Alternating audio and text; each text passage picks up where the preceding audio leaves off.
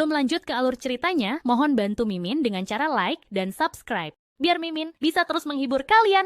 Eits, jangan lupa komen juga ya, karena dengan masukan dari kalian pemirsa terkasih, semoga channel ini lebih berkembang. Terima kasih. Bab 3101. Apakah itu sebuah ancaman? Tanya Harvey York dengan tenang. Lalu kenapa kalau iya?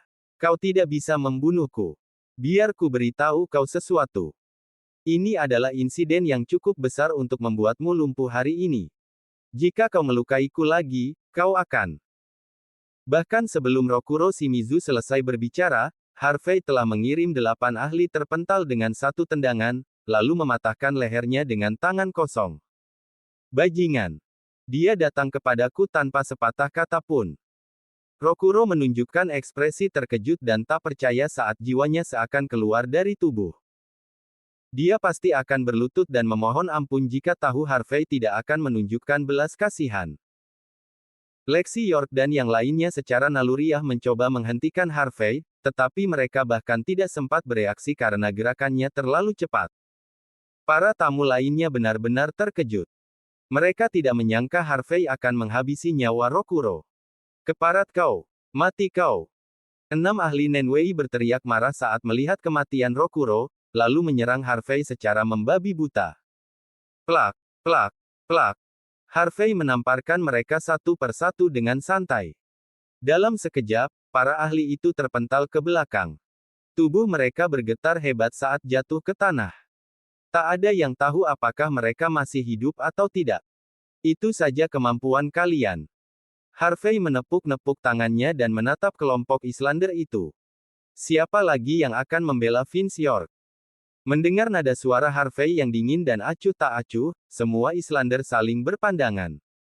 Tak satu pun yang berani maju lagi. Mereka mengira Harvey adalah target yang mudah, namun setelah menyaksikan kematian Masao Takei dan Rokuro secara berurutan, mereka pun tersadar betapa kuatnya negara H. Bahkan wajah Cory York, Walter York, dan yang lainnya tampak suram. Ketegasan Harvey pada akhirnya mematahkan kekuatan kelompok Islander. Dalam keadaan seperti itu, bagaimana mereka bisa mengumpulkan keberanian? Tepat saat Cory hendak mengatakan sesuatu untuk membalas dendam atas putranya, Harvey melangkah maju dan menatap Vince.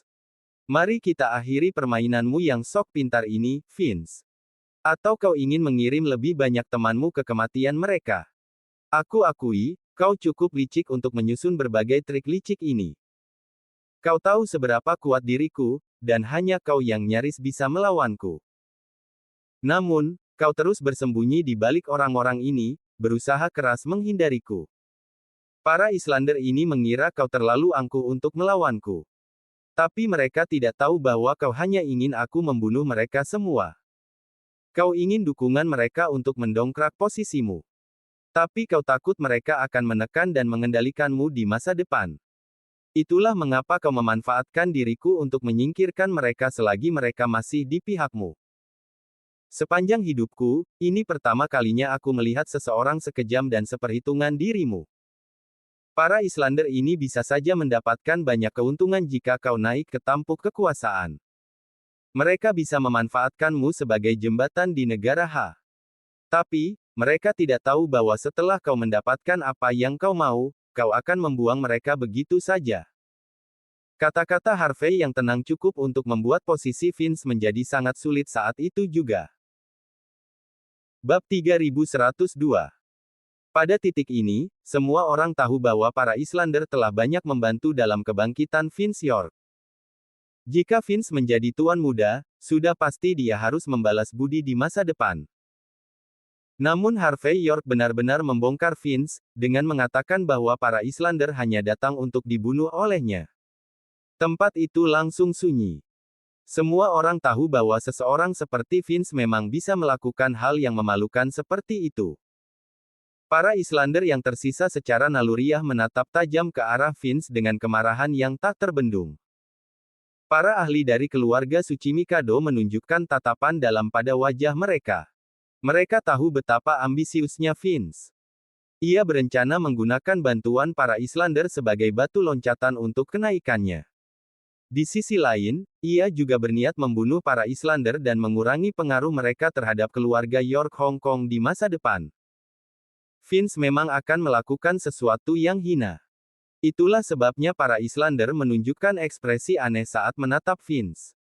Lexi York dan yang lainnya mengernyit sambil diam-diam mengumpat Harvey dalam hati. Beberapa kata sederhana sudah cukup untuk menghancurkan hubungan Vince dengan Island Nation sepenuhnya. Meskipun Vince bekerja sama dengan mereka di masa depan, karena kata-kata Harvey saja, kedua belah pihak pasti akan saling waspada. Kau dan lidah tajammu. Tatapan Vince sedingin es saat mendengar kata-kata Harvey. Lalu, ia bersiap sebelum melompat ke arah Harvey dengan kecepatan luar biasa. Ia adalah dewa perang. Ada rumor yang beredar di Hong Kong dan Las Vegas bahwa Vince adalah dewa perang. Namun, anggapnya hanya sebagai rumor karena belum pernah ada yang melihatnya bertarung secara langsung. Setelah melihat kekuatan asli Vince, mereka semua menyadari bahwa rumor itu ternyata benar. Saat Vince menghilang, Harvey tetap menunjukkan ekspresi acuh tak acuh dan menyingkir sebelum melayangkan pukulan. Vince muncul hampir secara bersamaan dan juga melayangkan pukulan ke arah Harvey. Kedua tinju saling bertemu tanpa dampak besar, namun suara benturannya cukup menggema. Harvey mundur beberapa langkah untuk meredam kekuatan dari tinju Vince. Vince, yang sudah menunggu Harvey kelelahan, menyilangkan tangan dan menatap ke depan dengan tenang. Melihat Harvey yang tampak terdesak, orang-orang yang berada di pihak Vince terdiam sejenak sebelum bersorak keras. Kekuatan Harvey memang mengejutkan. Namun jika ia kalah dari Vince, semua yang dilakukannya justru akan mengangkat reputasi Vince. Setelah mengelap tangannya dengan sapu tangan, Vince mendongak menatap Harvey. Berhentilah mencoba mempengaruhi pikiran kami, Harvey. Aku dan para Islander adalah sekutu sejak awal. Kau tidak bisa menghancurkan kepercayaan kami hanya dengan beberapa kata seperti itu. Bab 3103. Alasan mengapa aku tidak melawanmu sebelumnya, hanyalah karena aku ingin membiarkanmu hidup sedikit lebih lama, demi menghormati nama kita yang sama. Tapi karena kau tidak tahu batas kemampuanmu sendiri, maka aku harus membunuhmu dengan tanganku sendiri. Dentang. Harvey York mengambil pedang krisan dari tanah dan menyeretnya di sepanjang tangannya untuk merasakan ketajaman pedang kerajaan itu.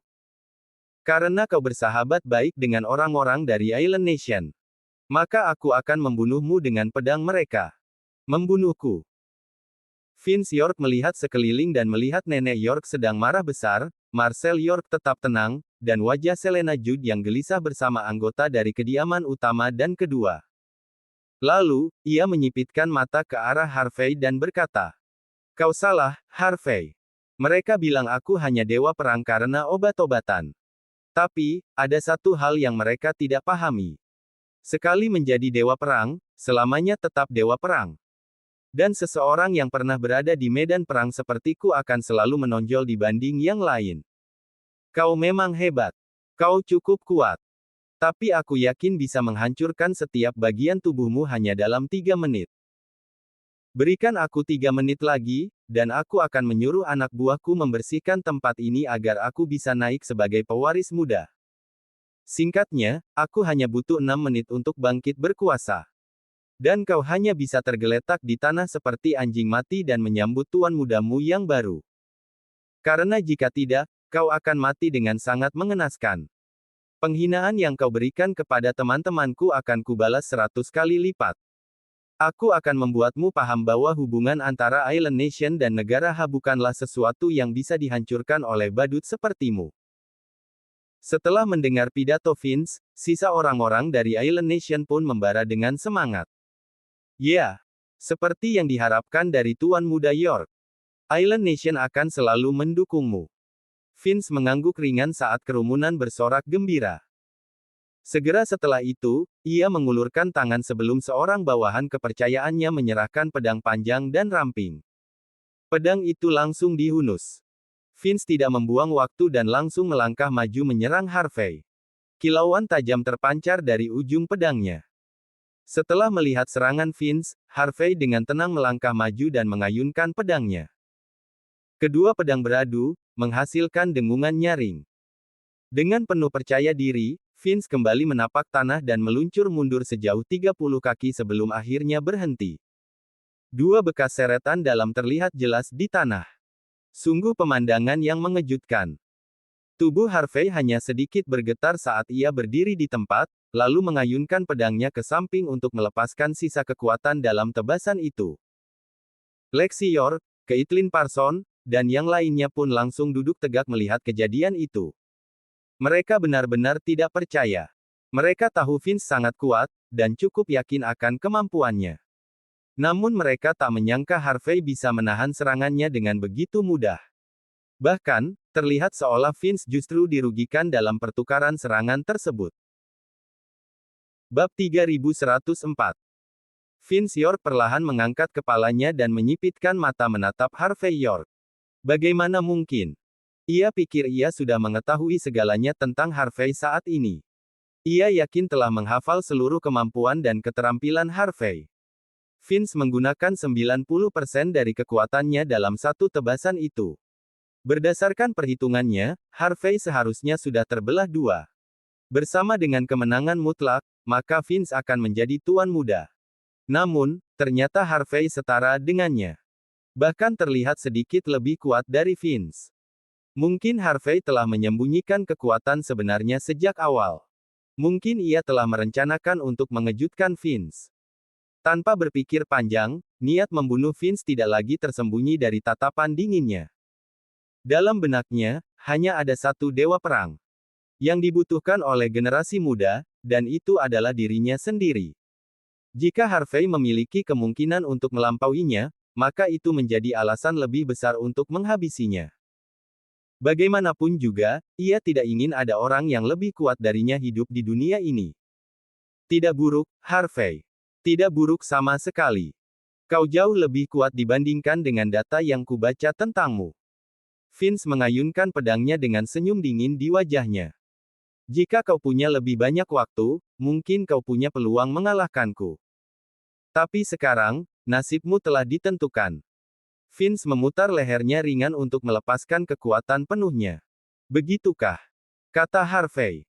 Kau benar-benar percaya diri. Jika kukatakan bahwa aku bahkan belum menggunakan 30% dari kekuatanku, bagaimana reaksimu? 30%. Vince tertawa dingin. Oh, Harvey. Kau pikir aku tidak melihatmu menelan darah yang kau batukkan setelah menggunakan seluruh kekuatanmu? 30%, katamu. Kau pasti sudah mengeluarkan semuanya sekarang. Aku akan menunjukkan padamu betapa bodohnya dirimu saat ini. Aku akan membuatmu mengerti apa arti dari kekuatan sejati. Lihat ini. Desir. Vince menggeram saat ia mengangkat pedangnya sebelum tubuhnya melesat tepat ke depan mata Harvey. Desir, desir, desir. Sebagaimana layaknya boneka dari Island Nation itu sendiri. Ilmu pedangnya sangat bagus.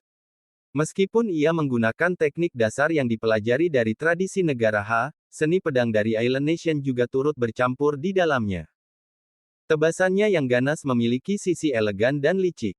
Ilmu pedangnya cukup unik. Seolah-olah, seekor ular yang dapat memanggil bunga sesuka hati. Orang-orang akan terpikat karenanya. Harvey awalnya berencana menebas Vince dengan satu serangan, namun ia mulai tertarik dengan trik-trik Vince. Ia menahan dorongan untuk menebas Vince dan menerima setiap serangan agar bisa mempelajari semua rahasianya. Klak. Setelah bertukar belasan tebasan, pedang Harvey patah menjadi dua. Harta legendaris milik keluarga kerajaan itu ternyata tidak tahan lama.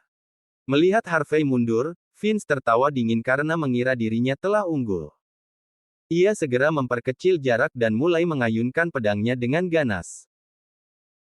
Bab 3105. Tuti tuti tuti tuti. Harvey York melemparkan pedangnya yang patah dan terus menjentikkan jari di ujung pedang Vince York. Setelah jentikan ke-9, tangan Vince bergetar sebelum akhirnya menjatuhkan pedangnya. Ia tidak punya pilihan lain selain mundur. Bang bang bang. Tak lama kemudian, Vince mengangkat tangannya, memperlihatkan pistol dengan raut putus asa sebelum menarik pelatuk ke arah dada Harvey. Swiss. Harvey menjaga jarak dan menghindari setiap peluru tepat waktu. Begini caramu menunjukkan dirimu sebagai tuan muda, Vince. Dari sinikah asal kepercayaan dirimu? Kau tahu kau bukan tandinganku. Kau sudah mengorbankan keselamatan dan segalanya. Bagus sekali. Kita sedang dalam pertarungan hidup dan mati sekarang. Tidak perlu basa-basi seperti moralitas. Seru Vince. Bagaimana mungkin kau tidak tahu hal ini? Jika kau tidak selamat di medan perang, tidak akan ada yang mengingatmu setelah kau menjadi arwah terkutuk. Pemenang mengambil semuanya hari ini. Pemenanglah yang akan menulis sejarah. Selama aku menang, siapa peduli jika aku membunuhmu dengan pistol? Semua orang akan berpikir kau terlalu sombong dan akhirnya mati mengenaskan. Kau memang punya argumen yang kuat. Tapi sungguh memalukan. Kau tidak bisa mengalahkanku, jadi semua alasan palsumu tak akan berhasil. Aku tidak bisa mengalahkanmu. Lelucon macam apa itu? Vince menarik napas dalam-dalam. Ia mulai menganggap Harvey dengan lebih serius setelah 2 kali gagal membunuhnya. Kemudian, Vince mengeluarkan sebuah botol porselen dan perlahan membukanya. Pil Ares. Seorang pria Islander terperangah, benar-benar tak percaya. Hanya keluarga kerajaan yang memilikinya. Vince menjadi dewa perang karena ini. Bagaimana dia bisa mendapatkan satu lagi? Siapa bilang aku butuh pil seperti ini untuk menjadi dewa perang? Vince hanya tersenyum sambil menunjukkan tatapan dingin. Kebenaran yang kalian tahu adalah yang aku izinkan untuk kalian ketahui. Jika aku butuh pil terkutuk ini untuk menjadi dewa perang, maka aku sudah tamat. Itu dikatakan, pil ini tetap punya manfaat. Ini akan meningkatkan kekuatanku lebih jauh lagi. Vince lalu menelan pil itu utuh-utuh. Dalam sekejap, aura mengerikan terpancar dari tubuhnya. Kekuatan Vince meningkat setidaknya 30% dari sebelumnya. Mati kau. Vince langsung menerjang Harvey dengan pedang di tangan, lalu mengayunkannya sekuat tenaga. Wuss. Kerumunan bergidik dan secara naluriah menutupi tubuh mereka. Suhu ruangan tiba-tiba terasa jauh lebih dingin. Niat membunuh yang mengerikan menyelimuti seluruh aula. Semua orang bisa merasakan potongan pedang itu di udara. Pedang itu pasti akan membelah siapapun jika sasarannya sedikit saja lengah. Hanya Harvey yang tetap tenang pada saat itu. Wuss. Tepat saat ujung pedang hampir mengenai kepalanya, Harvey melangkah maju dan mengayunkan telapak tangannya, melepaskan badai salju yang dahsyat. Bab 3106. Harvey bergerak terlalu cepat, lebih cepat dari yang bisa dibayangkan siapapun. Tebasan pedang Vince tampak sangat lambat di mata semua orang, sementara Harvey bergerak secepat kilat. Lexi, yang yakin bahwa Vince akan memenangkan pertarungan, merasa jantungnya berdebar kencang. Tiba-tiba, dia hampir berteriak menyebut nama Walter, ahli bela diri, dengan wajah yang benar-benar pucat. Sebuah kemungkinan terlintas di benaknya saat ia menyaksikan kejadian yang berlangsung di depannya. Para Islander itu membeku, tertegun. Mereka ingin mengatakan sesuatu, tetapi sudah terlambat. Plak. Harvey berhasil menamparkan wajah Vince sebelum pedang Vince sempat jatuh. Vince hanya melihat kegelapan di hadapannya, dan tubuhnya langsung terguncang. Ia tidak sempat bereaksi, dan langsung terpental dalam sekejap. Sebuah ledakan keras pun terdengar.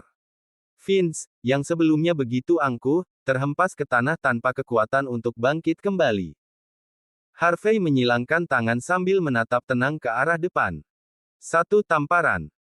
Harvey berhasil membuat Vince terpental hanya dengan satu tamparan, meskipun Vince telah meningkatkan kekuatannya dengan pil Ares. Banyak orang tampak sangat kebingungan. Para tamu wanita secara refleks menamparkan wajah mereka sendiri untuk memastikan bahwa mereka tidak sedang berhalusinasi. Semuanya nyata. Dengarkan. Beberapa saat kemudian, Vince akhirnya bangkit sambil menutupi wajahnya yang terluka. Ia menggertakkan gigi dan menatap Harvey, yang berdiri tak jauh darinya. Tatapannya penuh keterkejutan dan kebencian. Tidak mungkin. Ini tidak mungkin. Aku adalah dewa perang. Aku bahkan sudah mengonsumsi pil Ares. Kekuatanku telah meningkat setidaknya 30%. Bagaimana kau bisa mengalahkanku dengan begitu mudah? Aku tidak percaya. Aku tidak terima ini.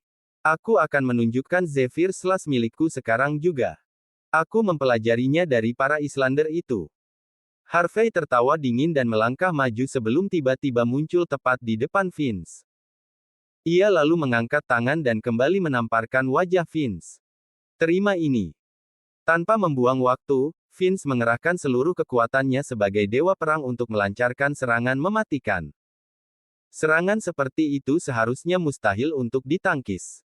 Namun, Vince merasakan nyeri tajam di wajahnya sebelum akhirnya pingsan. Begitu saja, ia kembali ditampar oleh Harvey. Dewa Perang. Zephyr Slash. Semua itu tidak berarti apa-apa bagi Harvey. Vince tergeletak tak berdaya. Ia tak lagi mampu menggenggam pedangnya. Bekas telapak tangan berwarna merah terang tampak di kedua sisi wajahnya. Sebelum ia sempat bangkit kembali, Harvey melangkah maju dan menamparnya sekali lagi. Vince menjerit kesakitan saat tubuhnya kembali menghantam tanah. Plak. Dewa Perang, katamu. Zephyr Slash milikmu.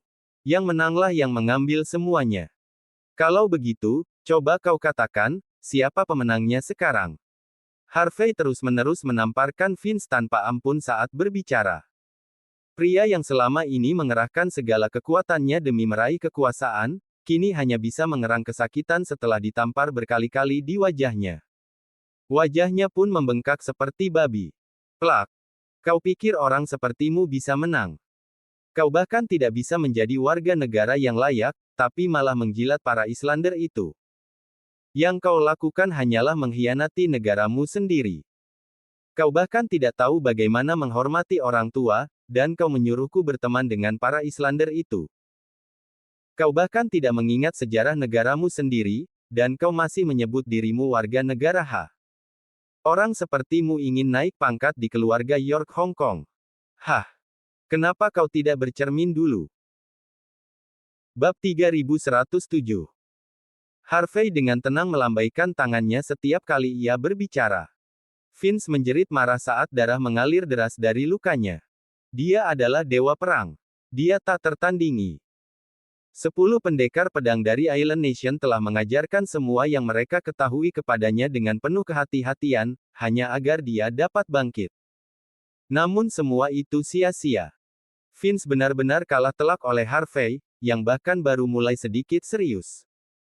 Vince tidak lagi memiliki kekuatan untuk melawan. Itu hanyalah tamparan kecil. Jika Harvey menggunakan jurus legendaris dari tempat pelatihan seni bela diri suci untuk mengalahkan Vince, mungkin Vince masih bisa menerimanya. Namun bukan hanya tubuh Vince yang terluka karena tamparan-tamparan itu, martabatnya juga hancur total. Tamparan itu terlalu sederhana dan biasa. Namun, sebagai dewa perang, Vince tetap tidak berdaya. Bahkan saat ia mengerahkan seluruh kekuatannya. Ayo, katakan padaku, Tuan Muda York. Dengan kekuatanmu, sifatmu, dan sikapmu. Apakah kau pantas untuk naik ke tampuk kekuasaan? Apakah kau layak? Harvey kemudian mengangkat tangannya untuk menamparkan lagi. Pada titik ini, Vince telah menjadi bahan tertawaan. Seluruh kerumunan menonton dengan napas tertahan.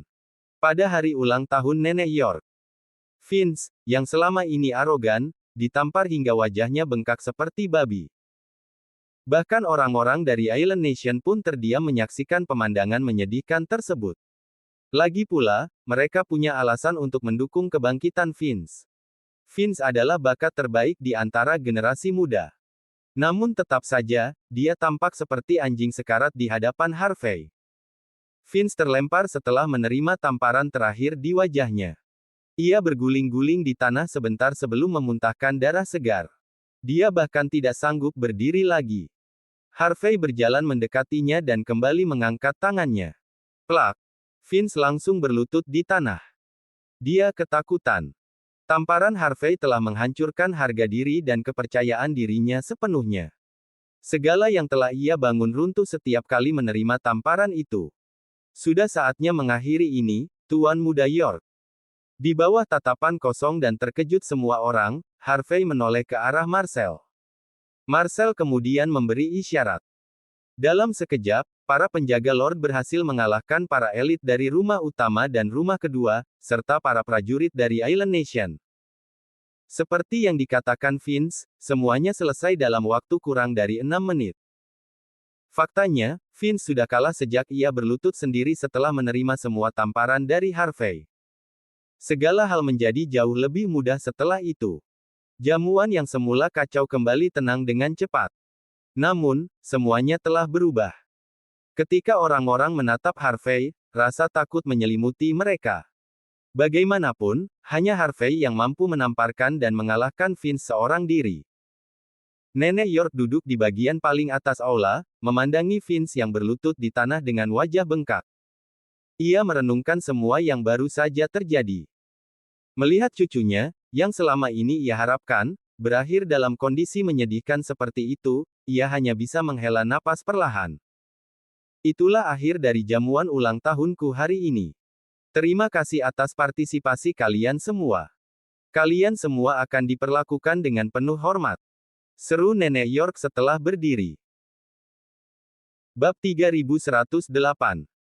Mulai hari ini juga, keluarga York Hong Kong harus direstrukturisasi sepenuhnya. Islander akan dilarang keras masuk ke wilayah perbatasan Hong Kong dan Las Vegas. Semua rumah keluarga wajib mematuhi perintah ini. Selain itu, hanya satu rumah yang akan memegang lencana York. Perintahmu akan menjadi perintah tertinggi dalam keluarga. Dan mulai saat ini, aku tidak akan lagi menangani urusan keluarga. Untuk siapa yang akan menjadi tuan muda, kita akan bahas lain waktu. Master bisa memutuskannya di masa depan. Setelah menyampaikan sikapnya dengan tegas, Nenek York berbalik dan pergi.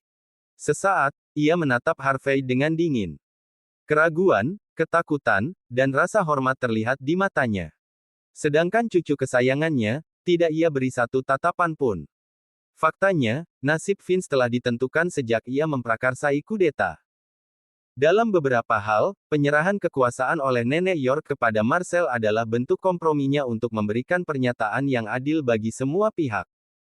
Beberapa hal tidak perlu dijelaskan lebih lanjut. Jika tidak, semua orang akan kehilangan jalan untuk mundur. Nenek York memang dominan dalam urusan wanita, tetapi ia tetap memiliki batasan dalam hal benar dan salah. Sementara itu, Marcel mengurus urusan rumah utama dan rumah kedua bersama Julian.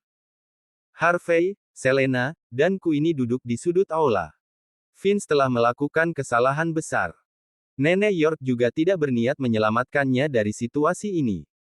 Setelah kejadian ini, otoritas rumah utama dan rumah kedua akan menurun drastis. Karena Cory dan Walter tidak ikut serta dalam kudeta, mereka tidak akan sepenuhnya kehilangan kekuasaan meskipun dicopot dari posisi penting mereka. Lexi adalah nyonya dari Dragon Palace. Statusnya cukup tinggi, jadi suamiku juga tidak akan terlalu keras padanya. Selena menuangkan teh untuk Harvey sambil menjelaskan situasinya. Bagi Vince, nasibnya sudah ditentukan sejak ia memulai kudeta. Hidupnya memang terselamatkan karena Nenek York cepat menyerahkan kekuasaan, namun ia tetap akan dihukum atas kejahatannya. Aku yakin, dia akan menghabiskan sisa hidupnya di balik jeruji besi. Harvey mengangkat bahu dengan santai setelah mendengar apa yang akan terjadi pada Vince. Sejak Vince berlutut, Harvey sudah tidak peduli lagi padanya. Orang yang cerdas akan tahu kapan harus menyerah pada keadaan, namun pada titik ini, Vince tidak bisa berbuat banyak terhadap pengaruh Marcel. Benar. Cukup sudah pembahasan soal kejadian ini. Selena langsung mengganti topik saat melihat Harvey tidak tertarik membicarakan Vince. Mari bicarakan hal lain. Queenie dan aku benar-benar serius saat memintamu menjadi menantu keluarga. Selama kamu mengiyakan, kamu bisa menjadi bagian dari keluarga mulai hari ini juga. Besok, kamu akan memiliki kendali penuh atas keluarga sebagai tuan muda yang baru. Selena dan Queenie menatap Harvey dengan penuh harap, menunggu jawabannya. Mata Harvey berkedut panik. Ia ingin menghindari pertanyaan itu sepenuhnya. Seolah tepat waktu, teleponnya berdering. Harvey menatap layar ponselnya dengan kesal sebelum mengangkatnya. Suara George segera terdengar. Ini gawat, Tuan York. Istri Anda dan keluarganya hilang di Floodwell. Bab 3109. Apa? Mandy dan yang lainnya hilang. Bagaimana bisa? Harvey tahu bahwa Joseph telah mengundang Mandy ke Floodwell untuk melihat tambang emas yang katanya menjanjikan. Namun, ia tidak menyangka mereka akan menghilang tak lama setelah itu. Apakah ada hal lain yang perlu aku ketahui? Harvey melangkah ke samping dan menarik napas dalam-dalam untuk menenangkan diri. Sementara ini tidak ada. Namun, saya sudah mengerahkan seluruh kekuatan untuk mencari Mandy. Meski begitu, saya harus jujur. Menurut saya, kepergian mereka bukanlah kebetulan.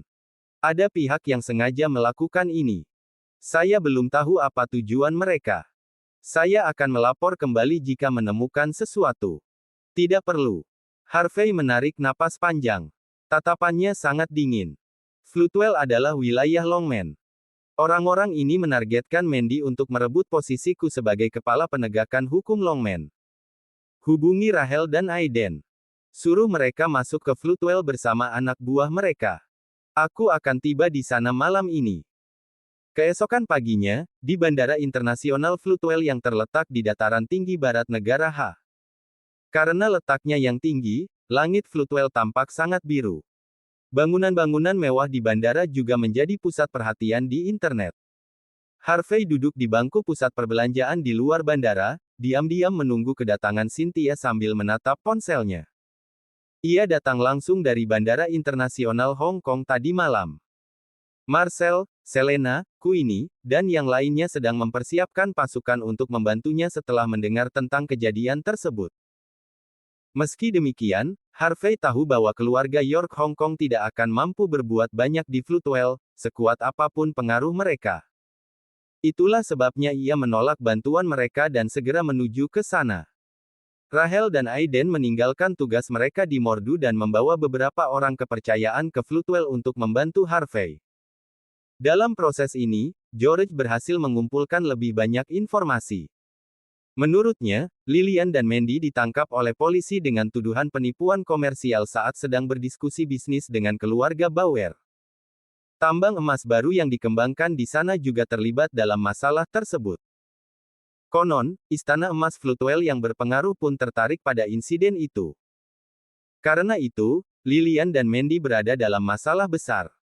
Untuk menghindari konflik dengan Istana Emas, kepolisian Floodwell bahkan tidak mengizinkan keduanya ditebus. Adapun Cynthia, yang datang bersama Lillian dan Mandy, entah bagaimana masih bisa berkomunikasi dengan Harvey. Ia datang ke Floodwell sebagai seniman untuk bekerja.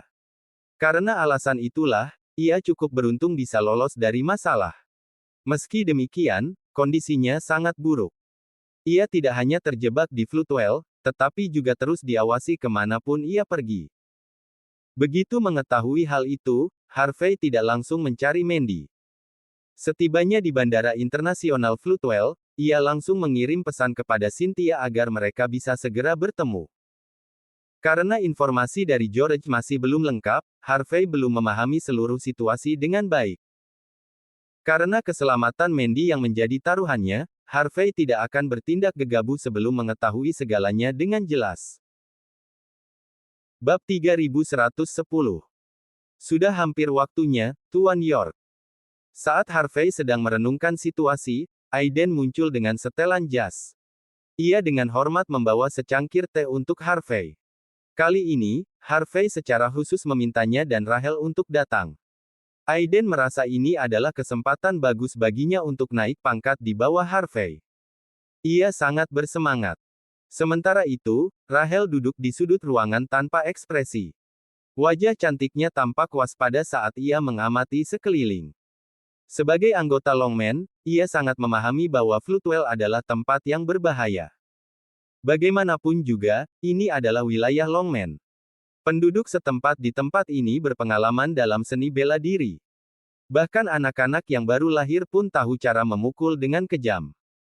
Bersama dengan keluarga Bauer, salah satu dari 10 keluarga teratas di negara H, pasukan Floodwell memiliki latar belakang yang sangat kuat. Situasi Mandy juga sangat berkaitan dengan keluarga Bauer.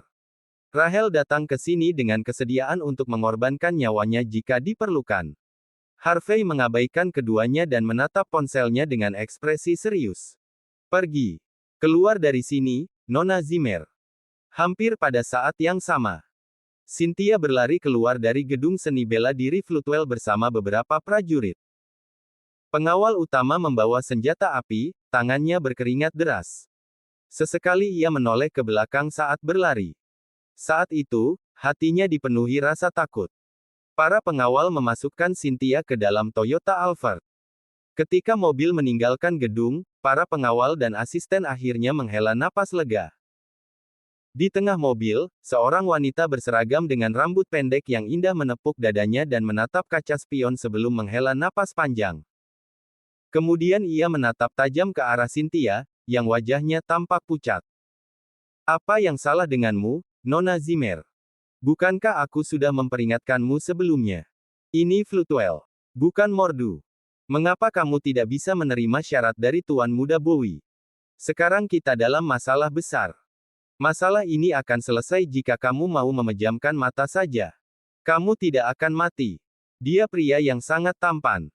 Kamulah yang seharusnya merasa beruntung. Para selebriti wanita dari industri hiburan Mordu seperti kalian hanya terlihat glamor di luar, padahal sebenarnya kalian hanya kotoran tambang. Apa yang bisa kamu banggakan? Kamu tidak sadar dengan apa yang kamu lakukan. Kamulah yang pertama kali meminta bantuan Tuan Muda Bowie. Mengapa kamu menolaknya saat ibumu dan kakakmu di penjara? Apakah kamu juga ingin berakhir seperti mereka? Selain itu, dia adalah manajer umum Floodwell Film City. Statusnya luar biasa. Floodwell dipenuhi oleh anak buahnya.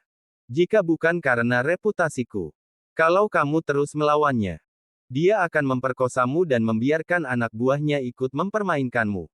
Tidak akan ada satu orang pun yang berani berkata apapun. Wanita itu menjadi ketakutan saat mengingat kejadian sebelumnya. Ia mulai menyesal menjadi asisten Cynthia hanya demi mendapatkan uang cepat.